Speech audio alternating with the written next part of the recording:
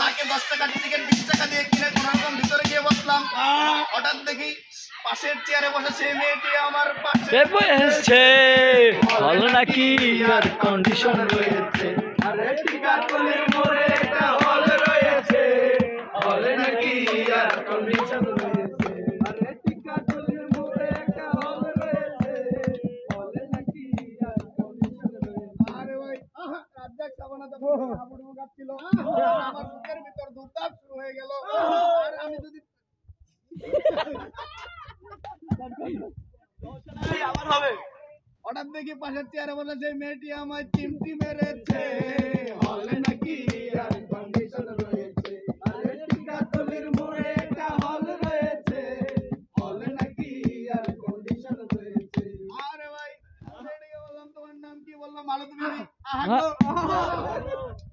নিরঞ্জন বিবি গো। সেই মেয়েটি একটা ফ্ল্যাট